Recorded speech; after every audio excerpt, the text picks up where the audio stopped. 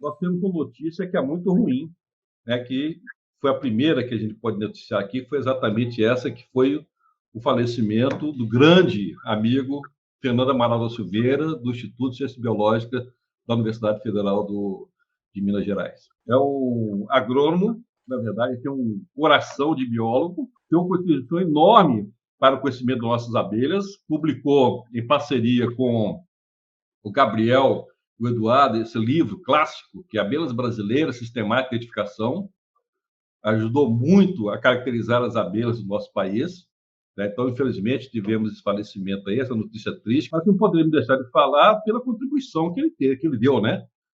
Esse processo todo aqui que nós temos agora de conservação, muito a partir do conhecimento que pessoas como ele disponibilizaram, né? Através de anos de pesquisa, e que talvez seja melhor, a pessoa melhor para falar que foi grande amigo dele, seja o Darcy, né?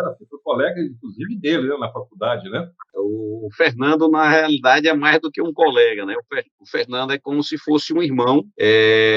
Além de colega, né? Eu conheci o Fernando em 80, quando entrei na universidade. O Fernando ele é de 79, é da turma de 79. E logo em 80, quando nos conhecemos, nós começamos a criar abelhas, né? Então, na época de estudante, fomos apicultores e éramos estagiários do setor de apicultura. Então, o Fernando sempre foi uma pessoa, quanto à parte de abelhudo que ele tinha, muito diferenciado. Então, desde o início da graduação, ele resolveu que a vida dele seria para as abelhas. E assim o fez, ao longo do período de graduação, posteriormente no mestrado em Viçosa e no doutorado nos Estados Unidos, né, em Kansas.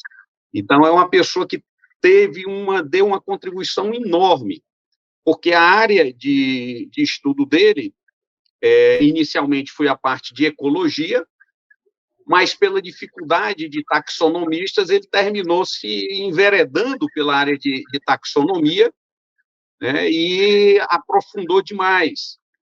E ele deixa um legado no estado de Minas Gerais, no Brasil inteiro, na formação de recursos humanos, né, o Murilo?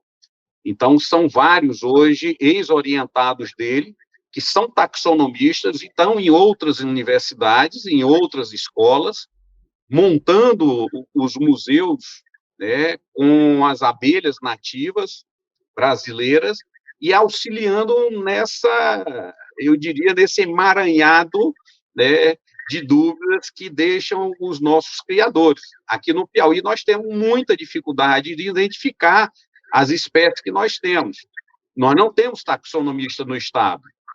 E o Fernando era o meu braço direito, né? Porque ele, quando eu tinha dificuldade, eu recorria a ele rapidamente, né? Pela amizade, a gente tinha a resposta bem rápida.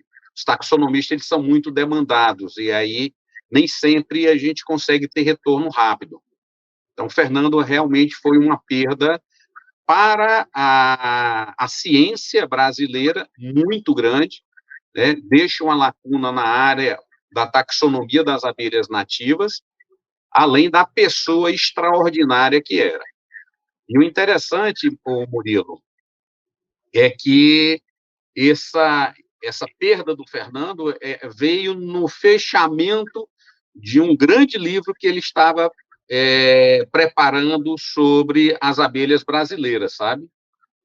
E a expectativa nossa é que esse livro seja finalizado, né, pelos colegas taxonomistas e que em breve esteja disponível, né, para todos em nível nacional. Realmente foi uma perda brutal, eu diria. Inclusive o seguinte, aliás, assim, uma questão importante que nós temos aí é o seguinte, nós que trabalhamos nessa questão das abelhas, na conservação como todo, né, você sabe a dificuldade que nós temos de ter taxonomistas, né? É Isso. uma área muito complicada, não é para qualquer um não, gente. Taxonomia é uma área muito difícil, não é qualquer um que tem sangue, coração, que precisa dedicar aí. E nós temos esse problema, né? As pessoas estão indo, os especialistas estão se indo, e estão aparecendo pessoas, vamos dizer assim, taxonomistas de quintal, né? Que tem aparecido muito aí, dando inclusive assim muitas informações erradas sobre a identificação das abelhas, que realmente preocupa, né? E preocupa-se principalmente quando a gente está trabalhando essa parte aí da parte de conservação, estabelecendo as espécies ameaçadas, quais que a gente tem que trabalhar para conservar e tal, e é fundamental a taxonomia nesse processo, né? Eu lembro até que o Fernando reclamava demais sobre o tráfico de abelha, o quanto que isso dificultava a caracterização das populações de abelha, das espécies, né? Porque aparecia de repente uma abelha que não tinha nada a ver com aquela região, que é produto de tráfico, e isso provocava assim, uma dificuldade enorme para você conseguir fechar a chave, a identificação daquela espécie ali, entendeu? E uma coisa que é elementar na taxonomia, você precisa ter as coleções de referência, né, Murilo? E essas coleções de referência precisam ter curadores, especialistas e pessoas muito corretas e competentes na identificação e manutenção desse material. E os museus de referência são poucos em nível nacional. E o Fernando conseguiu, ao longo da trajetória dele dentro da UFMG, montar um museu, né, em Belo Horizonte, que é uma referência. Não chega a ser um museu como o do Padre Moura, de Curitiba, mas já tinha uma importância muito grande para aquela região. E aí a preocupação é quem cuida desse material, porque você sabe que dentro das universidades você não tem normalmente mais do que um professor para a mesma área. Então, quando o professor que tem um patrimônio, como o Fernando tinha, dessa coleção de referência, quando ele se vai, quem toma conta disso? Como é que fica a manutenção e a alimentação, né, dessa coleção para que ela esteja sempre atualizada? Quem atende a questão da identificação das demandas que chegam a esses museus? Então, essa é uma questão muito séria, e que se a educação e a pesquisa não for prioridade pelo governo, não for dada a prioridade que merece para o governo, praticamente nós vamos ficar dependendo de identificação mandada para fora do país, né? E nem sempre a melhor opção, né? Então, sim, não é só uma interrupção, né, pelo falecimento, é você desestrutura completamente todo um processo de construção do conhecimento, né? O impacto disso é muito sério. Adailton? Eu não tive o prazer de conhecer o Fernando pessoalmente, né? Mas por contato, nós tivemos a oportunidade de nos falar em alguns momentos, né? Exatamente para tirar essas dúvidas de que espécie era, que tal. E ele tinha um carinho, né? Ele trazia um carinho nessas respostas que ele tentava trazer para nós, e colocava sempre essa questão que o Darcy falou aí, né? A dificuldade de você fazer a identificação correta de uma espécie quando essa espécie não era daquela região que estava pedindo o reconhecimento dela, né? Exatamente por isso. Né? Ele não, deixou um legado como poucos, né? Como poucos. Nós tivemos outros grandes aí que se foram, né? Mas ele, com certeza, vai ter lugar no altar da meliponicultura aí, por muitos e muito tempo. Tá? Adailton, você falou uma coisa aí que agora que eu me lembrei. Eu lembro que o ICMBio tinha publicado uma lista das espécies por região no final de 2021. Houve uma críticas enormes para essa lista. Eu não acompanhei com muito detalhe, eu achei ótimo, maravilhoso, mas eu acho assim que aquela lista foi baseado no conhecimento científico. E tem muita gente que reclamou, baseado no quê? Baseado no que eles já sabiam, da vivência do dia a dia, que eles já sabiam, das espécies que eles já estavam interagindo. Né? Então, aí é uma diferença muito grande, né, do que se tem de conhecimento científico daquelas espécies e do cotidiano dos criadores, que muitas delas, inclusive, eram espécies que, na verdade, não deveriam estar ali. Então, houve essa reclamação. Eu não sei exatamente qual foi o erro dessa lista, mas eu acho que essa lista foi baseada em dados científicos. E se houve reclamações, de espécies que deveriam estar ali não estavam, exatamente porque provavelmente aquela espécie ou não se tinha informação suficiente, científica suficiente para ser incluída, ou era espécie que veio de outra região, estava lá por outras razões. E aí tem esse problema, né, de você confrontar a ciência, a informação científica, com a informação popular desse grupo de interesses que estão envolvidos na meliponicultura nacional. Bem, só complementando aí isso que você está colocando, na realidade, nós temos lacunas nos estados em termos de levantamento, né, das abelhas que ocorrem na região. Então, no Piauí, por exemplo, você tem poucas informações oficiais e científicas da população e da diversidade de abelhas nativas no estado. Então, é muito aquela história, tem a bunda de vaca, tem a Mombucão, tem a Jandaíra, tem isso, tem aquilo. Algumas são bem tradicionais, se conhece muito bem, mas tem muita coisa que está perdido, que a gente desconhece a ocorrência no estado. Né? E esse foi um dos pontos críticos feito a essa lista do CMBio. Né?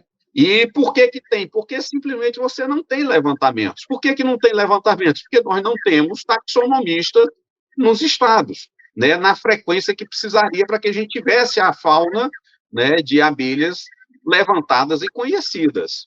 Né? Então, essa é uma falta gravíssima que nós temos. Não só não temos taxonomia, como também não temos investimento em pesquisa, né, levantamento de campo, essas coisas. Né? O João estava querendo falar, não, João? Bom, assim, eu gostaria de falar que talvez seja um pouco precipitado a gente afirmar que se determinada abelha não são de lá e foram ditas pelos criadores que são, e foram introduzidas. E por isso não estariam na lista. Isso, assim, não é, né? Eu posso citar aqui, por exemplo, que o Espírito Santo, na sua lei, tem uma lista que foi preparada por pesquisa de um pesquisador nosso aqui, o Fábio, o Alex Fabian, e na lista do ICMBio elas não apareceram. Não é porque não existia, é porque os pesquisadores não colocaram, quem preparou a lista não colocou. Vou citar um exemplo, né? Existem umas 4, 5 espécies que ficaram fora, mas um exemplo que é bem marcante, por exemplo, é a que a gente conhece como popularmente aqui a moça branca. Há um tempo atrás, eu fui visitar um amigo que ia montar um meliponário no litoral aqui do estado, e muita moça branca. No terreno do lado da casa dele, a gente foi tirar poste no asfalto que tinham trocado os postes de madeira por de cimento e deixaram os de madeira velho lá, já caindo podre. A gente foi tirar a abelha lá nesse poste, que tem muita. Uma abelha aqui que sempre teve, o pessoal pega em isca, a tubuna, não está na lista, mas está nas listas locais. Então, eu não saberia dizer o motivo, mas, assim, afirmo que o fato de não estar na lista do ICMBio tem, sim, muito motivo dos meliponicultores reclamando, porque elas existem nos lugares. Nosso aqui, específico do Espírito Santo, foi mais tranquilo, mas a gente sabe de estado que apareceu 2, 3 espécies só na lista, quando eles sabem que tem mais.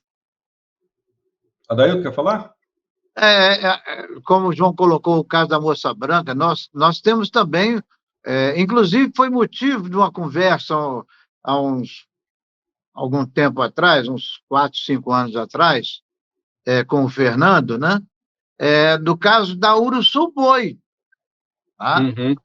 Bati um papo conversando com ele sobre essa situação. A Uruçu-boi consta na nossa relação da nossa lei estadual, né? Mas a gente não tem relatos de ter ela ainda por aqui. Mas ele me afirmou, ele falou assim, eu gostaria de ter tido a oportunidade de fazer uma visita em loco. Por quê? Porque ele recebeu, de acordo com a fala dele, ele recebeu algumas indicações de que na região norte do estado, né, mais precisamente nas florestas de Soretama e da reserva da Vale, teriam tido registros dessa abelha. E aí, dentro daquilo que o Darcy falou, como a gente não tem uma atividade de pesquisa dentro de cada estado, né? Monitorando ou buscando descobrir quais são as espécies realmente que nós temos, a gente tem esse hiato entre o que está hoje homologado pelo ICNBio e não está, né? Tá? Mas aí então outra questão aí que é o seguinte: uma questão é você ter informação baseado no nome científico e outra informação baseada no nome popular. Foi aquela história que aconteceu essa semana com o Darcy. O Darcy achou uma espécie de abelha que eu, baseado no nome popular, eu fui bater numa espécie Trigona fulviventris, mas quando eu fui consultar o catálogo Mori, o Trigona fulviventris só encontrado na América Central. Aí eu falei assim, olha, acho bom então ver com algum especialista, porque tem o mesmo nome popular, né? Mas no catálogo oficial está como ocorrente da América Central. Eu não vejo, não é registro de ocorrência aqui no Brasil. Pode ser que seja uma espécie parecida, mas que tem outro nome, né? Então, assim como você tem várias espécies, por exemplo, chamada moça branca, que não é somente uma espécie que é chamada de moça branca. Tem várias. Então, nós temos que tomar cuidado com essa coisa, né? Isso, por isso, aí, Murilo, é que é importante a questão de você ter a coleção de referência no Estado e pelo menos uma instituição, né, pelo menos uma, que tenha algum estudioso, alguém que tenha pelo menos um carinho especial com isso e saiba manipular essa questão taxonômica desses insetos, para poder pegar o indivíduo e checar com a coleção de referência. Conversando com o Marcos Rogério da Bahia, ele disse, olha, isso está me parecendo a cefalotrigona que ocorre na região, tá? Mas precisaria coletar a amostra e mandar para o taxonomista para efetivamente a gente confirmar. Então, é uma coisa que precisa, que eu estou para fazer para poder encaminhar, provavelmente, ou eu mande para o INPA ou mande para o Gabriel, em Curitiba. Mas é uma coisa assim que a gente sente falta.